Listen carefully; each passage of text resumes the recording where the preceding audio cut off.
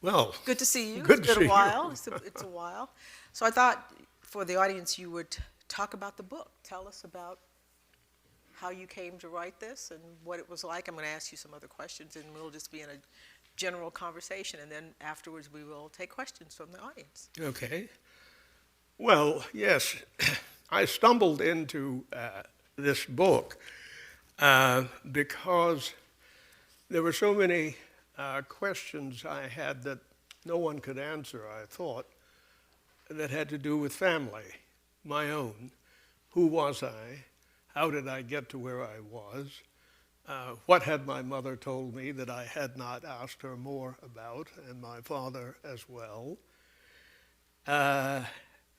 And also a trigger, a moment.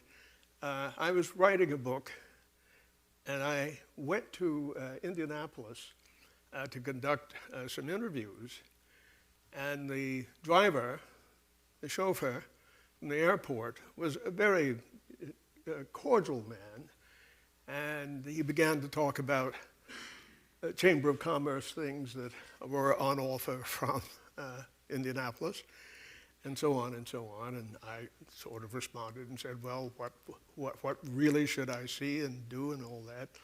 And then he said, I just want to tell you that my people were immigrants, and they came and they didn't have much, even the language, but they worked hard, and they acquired a bit of land and money and what have you. And I'm a retired clerk from supermarket management and so on. But you know, my people have never done anything to hurt your people. We just have never done anything to make black people feel unhappy or undeserved or what have you. And the segue was so abrupt from the Chamber of Commerce to me and my people that I really didn't have a way to respond. I was conflicted with all sorts of highs and lows about it, and so I got out. I didn't even shake his hand.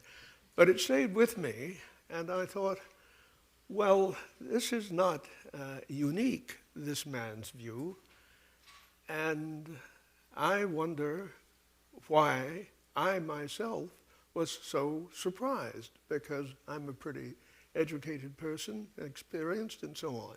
And so that was in the back of my mind, and then what else was in the back of my mind?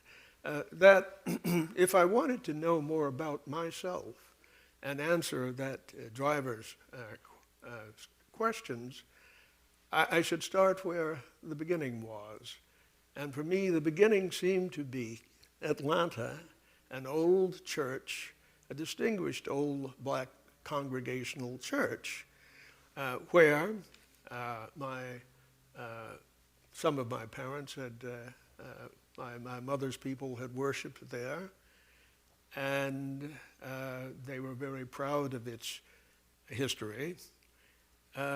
And there was a stained glass window that had been emplaced in the church, the newer church, in about 1909, and below it said, Alice King Bell, her family, her family places this window there. I didn't know who Alice King Bell was at all. And so I returned to New York, and I received a phone call from David Nassau, who was then the president of the Society of American Historians, an organization that I believed deeply in, and I had myself been a president of that organization. And he said, well, we're going to give you the Arthur Meyer Schlesinger Prize for Distinguished Writing. And I said, oh, gee, well, thanks very much. Then I thought, well, I'm going to have something to say. And then I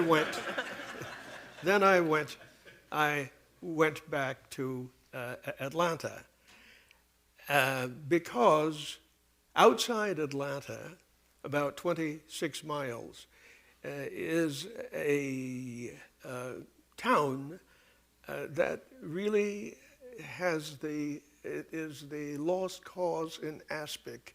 Nothing has happened there since the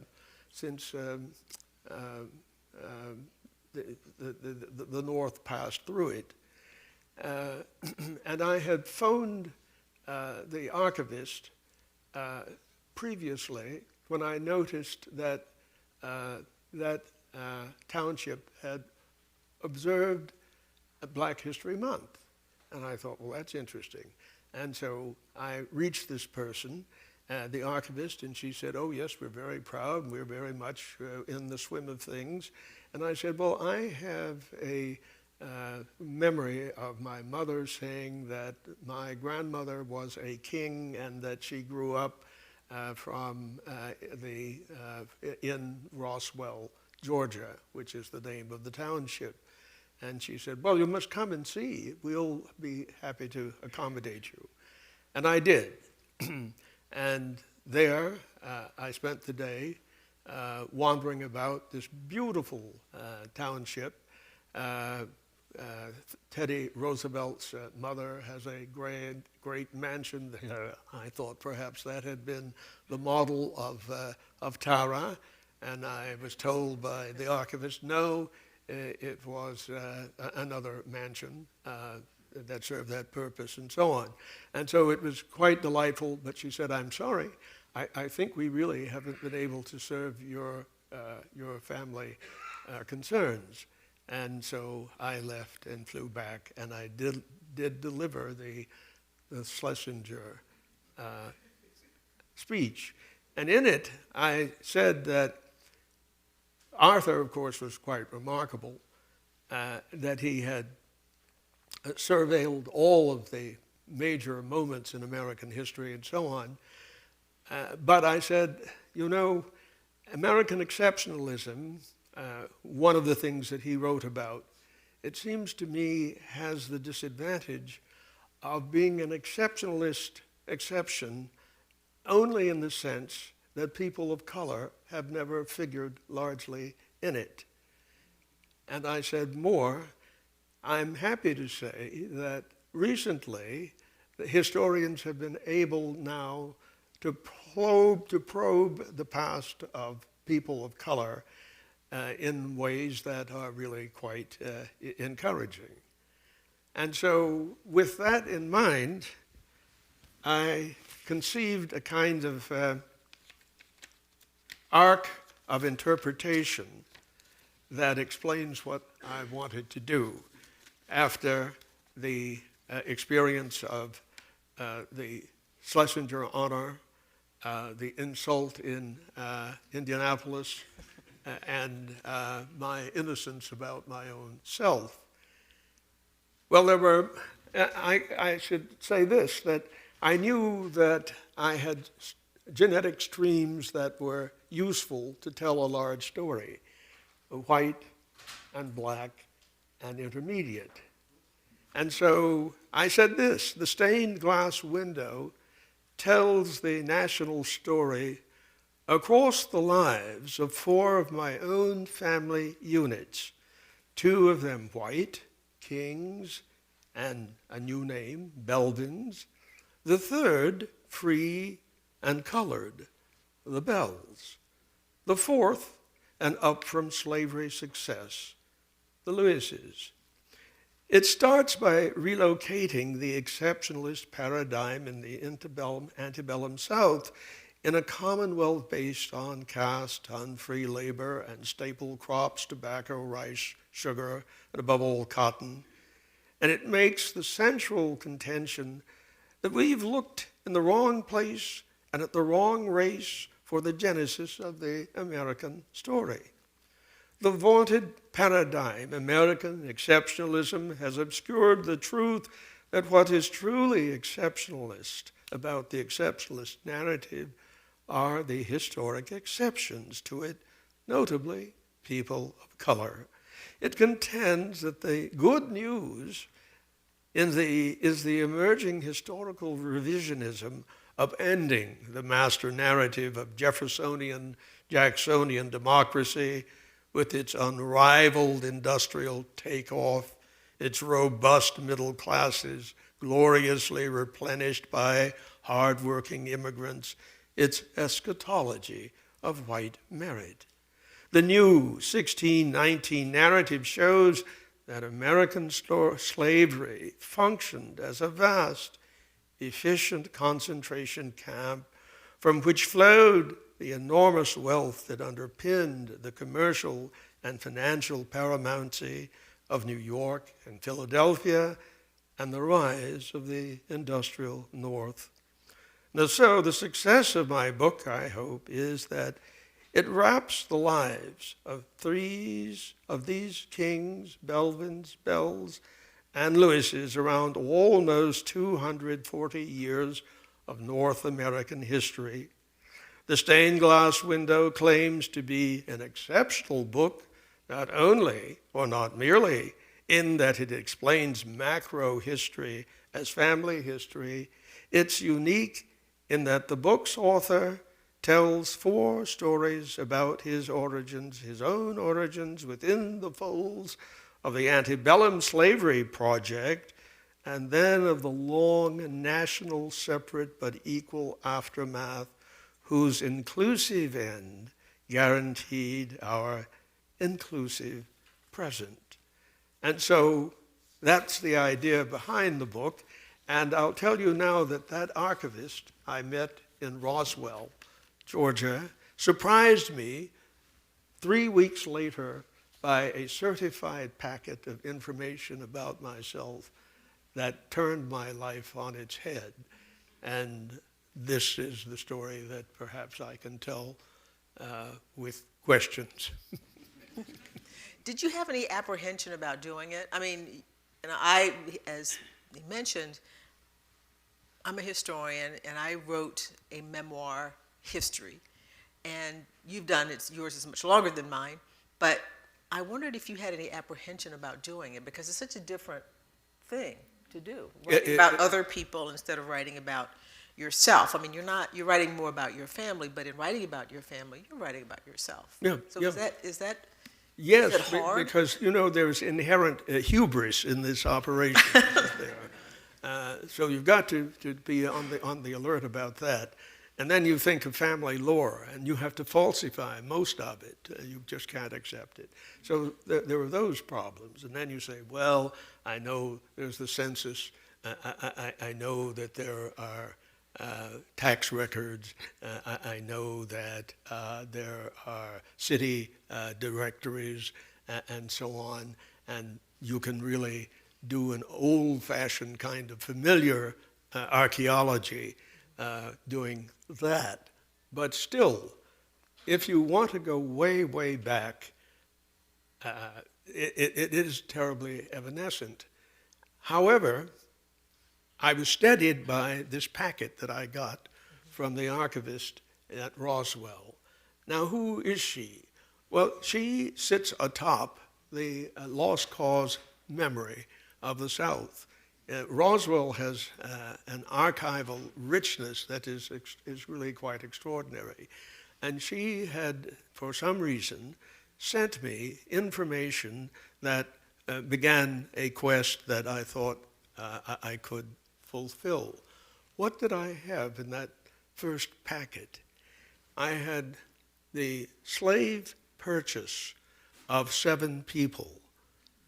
And then I had, as in one page, and then the next page, I had the slave sale of the issue of those people.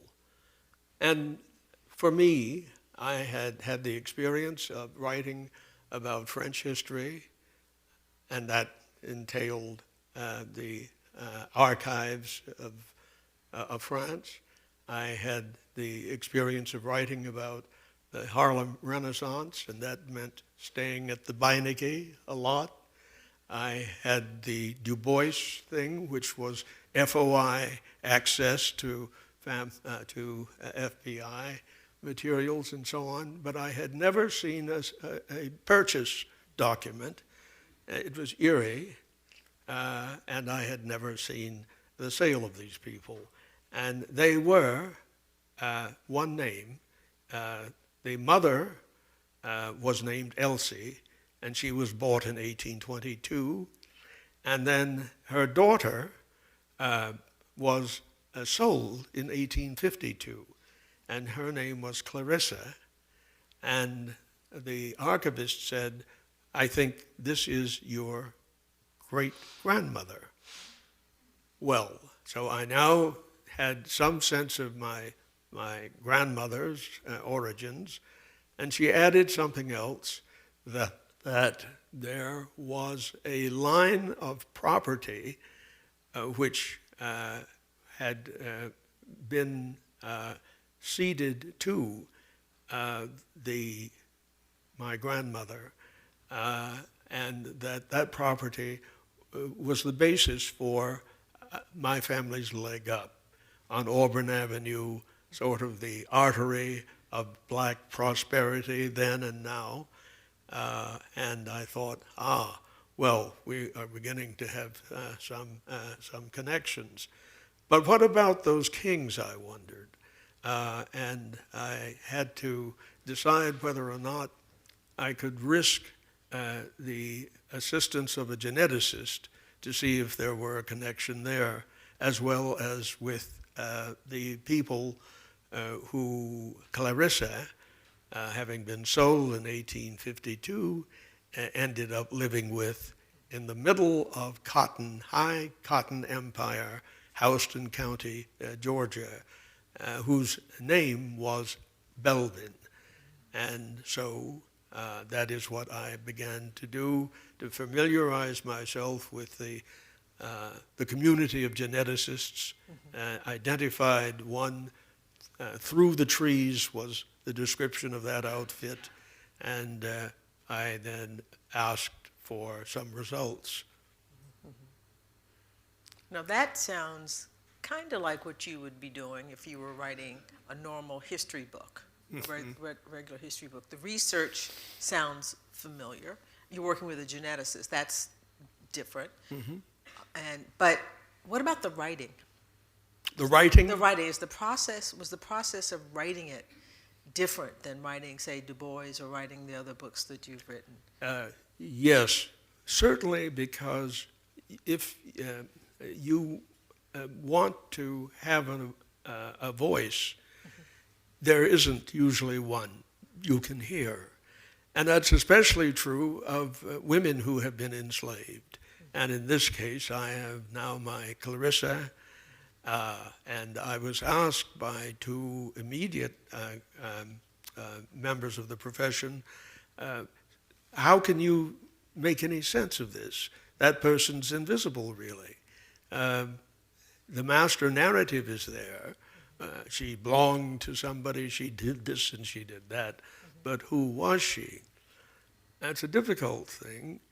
However, I was able to leap that hump because when the Civil War ended, something happened that enabled me to understand what this woman had thought about her concubinage, her relationship, and you could also think what he really thought about her, since in fact in 1879 they both walked into recovering Atlanta, and he, for an exchange of $10, gave her an indenture of a marvelous Victorian house owned by Moses Frank, who was the uncle of Leo Frank.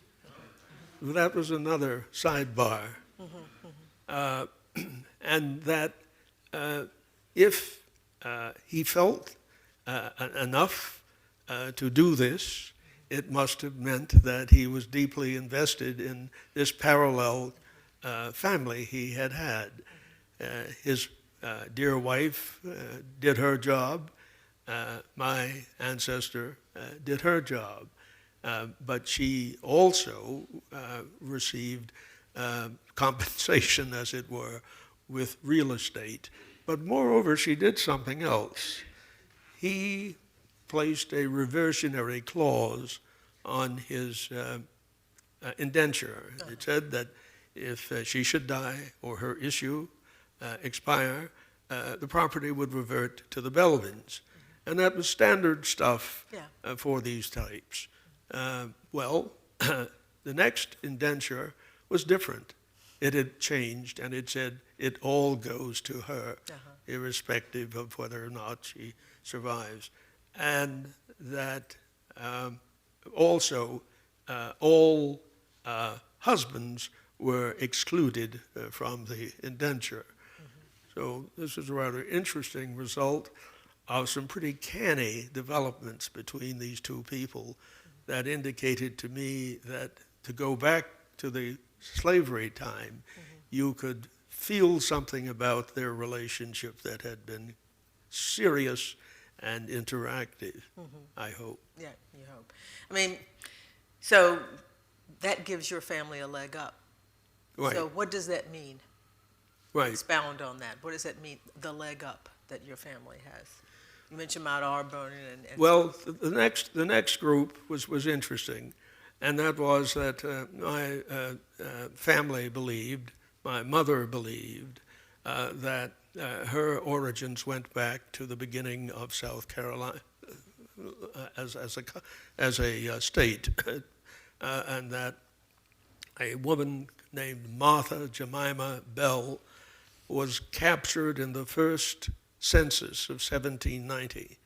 And there you can see a person probably to be identified as this Martha Jemima Bell, who would then have been about 4, probably, in that first federal census. And then you can see her 10 years later, and then you can see her in 1820 census. And there she is located at a place called Four Hole Swamp. Not a very pleasant description of where she is, but in fact it happens to be a rice plantation. And believe it or not, South Carolina does have some good historians, and one of them, Michael Heitzler, has written a 2-volume history of a place called Goose Creek, St. Peter's Parish. And this was the origins of the Bells, said my mother. These were people, however, who phenotypically were white, like your Jeffersonian people at some point. And so what does this mean? And I want to read something from you. Okay. All right. Yeah, on page 135, you say, "We cannot simply assume that the Hemmingses living in a world that valued whiteness, whites, culture, hair, skin color, and facial features, regarded their status as slaves as vastly more meaningful than the reality that they were also part white. To be a slave was hard, but being black was not easy either." And so I then knew that with these mulattoes, the Bells, that we were dealing with people, I thought, who would illustrate something as the decades went by, and that was the contextuality of race, that they will be seen sometimes as not white and other times as, and indeed as they moved from South Carolina to Georgia and became part of the Belvin cohort, they would have a role in society that had to do with complexion, with temporality, and indeed, finally, with something that gives you an even larger picture, because at some point, as a result of dear Booker T. Washington having asked the South to agree to a collaborative status between blacks and white, that enabled the Supreme Court the next year, his was 1895, his great speech, and in 1896 the Supreme Court got round to issuing Plessy versus Ferguson, which said that separate but equal was the way in which whites and blacks would exist in the South and indeed nationally. Moreover, it said something else, or at least it was implicit in it, that the one-drop rule then would order the lives of whites and blacks forever below the Mason-Dixon line and indeed above it. And so you had all those complex entanglements that you could write about as a historian and then try to understand and take your own position about these people. Sometimes they, I call that chapter an identity of their own, and they were leaders. Think of Walter White, for example, from that group. He recently had a reappreciation on television, which was useful, perhaps. So you had a complexity that was simply delicious. And more you're being able to say more and more about people who are voiceless or supposed to be. So how did that order your life, your parents' lives? I mean, they were, you describe yourself at some point, I've heard you say that you felt that they were sort of in a bubble, in a way, in a sense, that they were cordoned off from other African-American people? They were different, a different group? What I found was that my mother's people were mulatto chauvinists, I think you would say. I never heard that before. Right. I'll have to use that, mulatto chauvinist. And there's something else that you may not have heard, because when I was researching the Du Bois life, I went to Atlanta, early days, and I found an elderly woman who had been my mother's best friend. They both had sat at Du Bois's feet at Oglethorpe Prep, it seems, way back in 1890 or 1900, so on. And so she said, oh, you know, your mother was, she's just terrific. She was the most lovable, no-nation person I've ever met. And I said, excuse me? Yes, they were all no-nation people, you know, in that church. I was absolutely stunned. I have never forgotten that. What on earth was she saying? That we were floating, levitating above affiliations? Where did we come down in the hard terra firma? And of course, they didn't want to, but eventually they did because of the one-drop rule. They had to. They had to. Or, as with James Weldon Johnson's lovely novel about these people, the autobiography of an ex-colored man, they knew that in 1920, the census would no longer recognize mulatto or indeterminacy, and you had to go to California. And so about 200,000 of them did.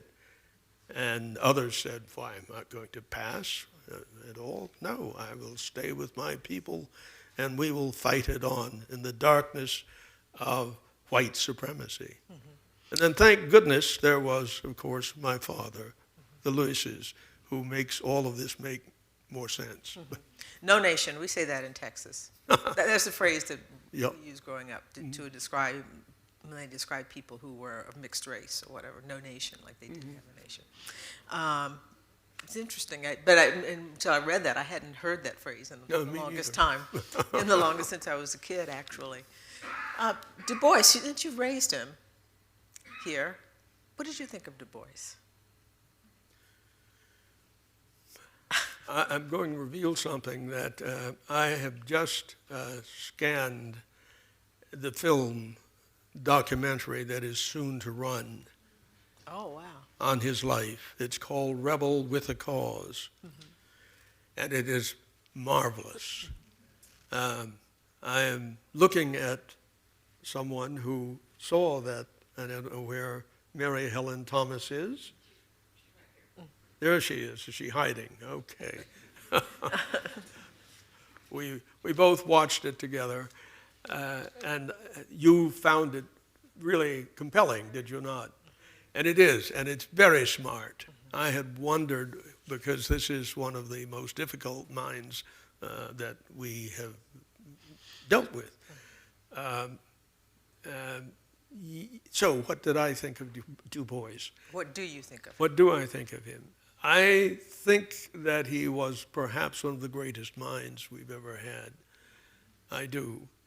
I think that the problem is that every decade, that great mind was taking a position that is contravening the one he had 10 years before. Well, I know something about that. Righto. Yeah. But at the end of the day, he went to the right place, I think, Ghana, because he wanted to relieve himself of all the kinesis and noise of the Cold War and McCarthyism and all of that. But I would say if we're going to go through a period now, talking of our present situation, which will be catastrophic and probably will invite a large number of Republicans finally to recognize the value of the 25th Amendment. But in any case, it's going to be a very dark period, but I think it will cause so much chaos and catastrophe and confrontation that we have a chance of coming out of it again. And it would be a Du Bois who would be a voice that we would want to hear, and and books that we would want to read, and ideas that we would want to subscribe to, which are that we're all God's children, and that the great difficulty of that solidarity is the rich, who in their own interests divide us in ways that we will soon see, for example, with the Democrats and their decision this Friday and Saturday about whether to go over the precipice or not. The real argument is to allow the non-forfeiture not to happen would seal the kleptocracy that we're all witnessing. And Du Bois would have obviously had something to say about that. So I was going to ask you, what did you think that's his greatest, what was his greatest strength? That is to sort of see situations clearly. Yes. And maybe a weakness was that every 10 years or so, he saw a different thing. And it could have been a different thing to see, actually. But that's fascinating because you have, working on Jefferson, people noticed the same thing, that this is a person who had lots going on in that head. So very complicated person. Indeed. So did this process, do you think that doing this book changed the way you see your other work in any way, or is it just disconnected from it? I have a student who has written something in the current American Historical Review. Her name is Kendra Field, and it's an essay. She calls it "The Privilege of Personal History." I think that's really what. And as you read it, I find that from the catharsis of the wisdom there, of what I could not understand and hear is so remarkable. At least I think in 88 years I'm beginning to listen to those things. And largely they have to do with the role of women coming into the agora, substantially. And they have to do with,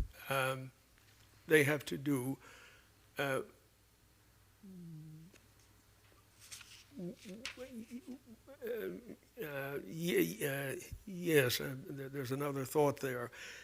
In any case, by the elitism that is built into the PhD from a good place is that you are a little suspicious of the demotic, the commonplace. And I think if anything we need now to do is to broaden that episteme so that it incorporates the bottom and the top and the middle and what have you.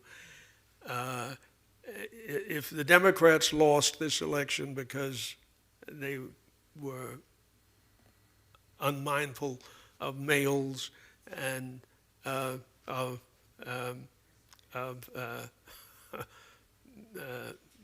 the price of eggs and that sort of thing. The argument, it seems to me, is to step back and have a more generalist view of what the ingredients are that will make us a world that is sane and at the same time has some equity and inclusion. That dread word, to bring it in here. Yes. So you've done this, and you end this when you're about to go off to the London School of Economics. Oh, the book, The yes, book, right. So abrupt segue back to the book. Sorry about that. Are you going to write another one? Another book? Where's the rest of it? That's it. That's it, because I have now a problem with, it's not dementia yet, but it's short-term memory, and I'm aware of it. And so it'll be too hard to write anything as complicated as that little book next time. And also, there are granddaughters that I want to spend time with and traveling. Okay, right? that makes sense. Yeah. That makes sense. That's good. One other thing that I wanted to ask you, what do you think is the most important thing you learned from your parents? Being a parent? From your parents, from your mother and Yes. father? Or that community, the way you're describing it. Right. You know, There is a historian who wrote about that society, Atlanta, Tamika Brown Nagin. yes, she's my colleague. Your colleague. And it's so perceptive of the class problems that the African American elite had. As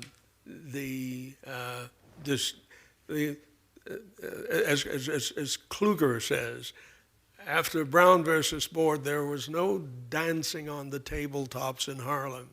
We did not necessarily welcome the dispossession that was going to assail us. We were going to lose all the banks and all the teaching positions and all that we had accomplished. We'd be brought into the swerve, and many people were not ready or didn't want it. My parents had a bit of that, and that was typical. But yet, I think what is significant about the book is that if you think of Plessy in 1896, and then you wait until Eisenhower's gone, and we can get Johnson and something like A Great Society for a second, you see that nonetheless, those people, the Lewises, the Bells, and the others, they made a world against the grain. They were solidly determined to have the participation in the main swim of things. And so that's, it seems to me, useful. Rayford Logan, a great historian, described that period as the nadir. Well, nadir, yes, but within the nadir there was accomplishment. And I think that's retain. And so the last surprise in the book was that as I'm about to go off to the London School of Economics, my mother hands me the letter that my father has sent to Du Bois, who's celebrating his 90th birthday, in which he says, "You brought us this far," and he admits that his first uncomfortableness about his radicalism was misplaced. So they were growing up too. Yeah, thank you. Thank you. So we should take some questions. No questions? Yes, Dr. Gordon-Reed and Dr. Lewis, I'd like to ask you both this question. Yes, we face horrific times, but we have faced them before, and don't you think that, much like with the Civil War, that our time will be a crucible that will create greatness and great things? Of necessity. We can hope. Right. I mean, that's all we have. I mean, that's the way to approach it. That since we can't snap our fingers and get out of all of this, we have to persevere in some way, with some sense that we are going to be able to go forward and to survive this, because we have been through, especially African American people. You know, we knew that there were, you know, Jim Crow, we didn't have the right to vote, had the right to vote, but didn't practically have the right to vote. And we came through that. And there are people now who are being hurt who haven't experienced that, haven't experienced that kind of deprivation or the sense of being a second-class citizen or being helpless. And we'll see how they weather it. But we have the opportunity. I think we definitely have the opportunity to do something different. I'm thinking about how during the last Trump term, we got Black Lives Matter, and the thing that was so astonishing about that for me is that for the first time in my lifetime, I felt that there were more people who were empathetic than there were people saying, well, he should have complied, he shouldn't have resisted. Oh yes, there definitely were. I mean, I actually think that the reaction around the world, not just in the United States, but all over the world, probably caused a backlash. I think there were people who said, who are these folks? You know, who are these people who care about black people? And so I think it was good in the sense that it brought those people out, but I also think that's part of what happened, is people got shocked on the other side, saying, this is not a world that we know and a world that we want to live in, and we got to do something about it. But it means that the battle has been joined, and what you're talking about, the idea that you'll take this situation and move forward, I think it's real. I agree. Totally. Yes. Hi, David. Hello. So you identify lots of positive, even exhilarating things you found in your research about your various family lines. I'm wondering if there's anything in your research that you found that really particularly disappointed you. Yes. Yes.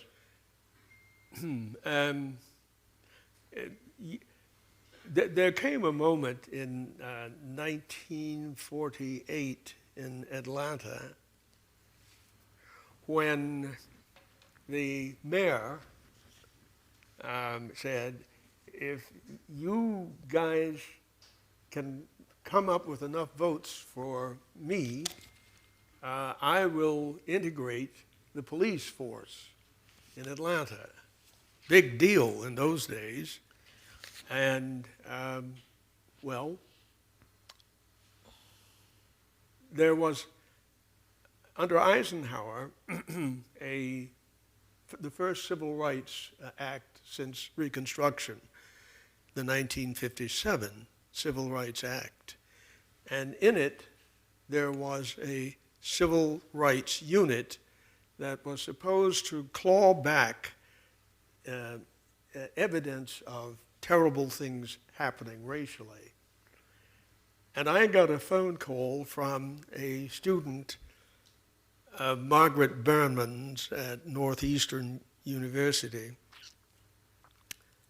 And she said, Professor Lewis, do you know what happened to your cousin? And I said, I don't. She said, well, you know, he died, and he was killed. And I said, well, yes, but I don't know. She said, well, I have some material from the Civil Rights Act of 1957 about John Levering Bell's death. I said, well, let me have it. And it turned out that the Justice Department had a record of what had happened to him. He had been brutalized when he was found at a golf club, just having fun, but the police hit him across the head and he died of an aneurysm.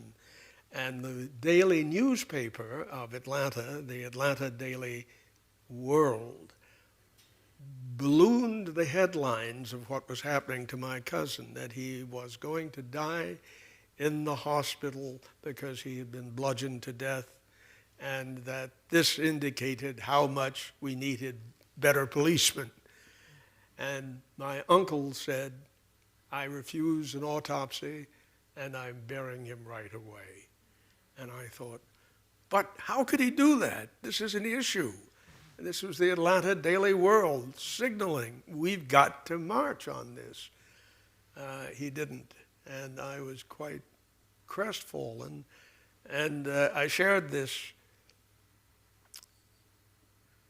grief with a professor at Smith who said, well, you don't get it. Put yourself back in their shoes. I mean, they're leaders of the community, which means they have to stay respectable, and that's the story. But it took me a while, Oren, really, to deal with that. Thank you. Jim? You can answer this question by telling me to buy the book. And I will. But I'm curious, can you tell us a story that you knew about your family beforehand that your research revealed not to be true? Yes. Yes, that we were really, the Bells were nobodies. They were, Ira Berlin describes them in his Slaves Without Masters as people who were just caught between everything and kept to themselves. That's not quite correct, but it gets the profile of these people. They were terribly ordinary. The only thing about them was that they could be white when they wanted to be. And so, so there's another point there. Oh, yeah, and they belonged to nothing at all. So that this is my mother's thing. They were slaveholders themselves. They were, in fact, members of the Brown Fellowship Society, which was the most elite society in Charleston, really. You had to be perfectly white, even though you weren't, and rich and owned slaves. So I said, well, dear mother, but...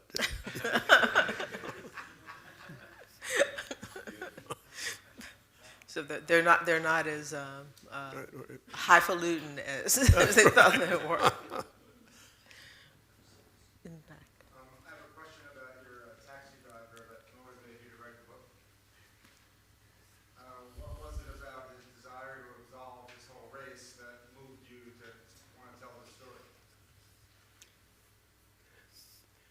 I think it really made me realize that as a tenured professor at one research university or the next, writing books and winning prizes, I really was myopic socially in ways that bothered me. That's what got to me. You know, Can you unfold that a little bit more? Can you unfold that a little bit more? What you mean by that? a little bit more. Well, I don't want to grovel. No. We are all, creatures of our castes, and I had a pretty good run at my career, but this was a kind of wake-up call. You thinking you hadn't reached somebody like him? Yeah. Yeah. Right. You hadn't. No. I said, but wait a minute. Then I thought, but in fact, he is typical. Mm-hmm. That was the point. Mm-hmm. That we were regarded as. There could always be exceptions, of course, but really, this is a group of people, who are problematic, and we really have to spend a lot of money to lift them up. What reparations? After all, that next week, the article in Atlantic appeared by Ta-Nehisi Coates, Reparations, a new construct, which we're still dealing with.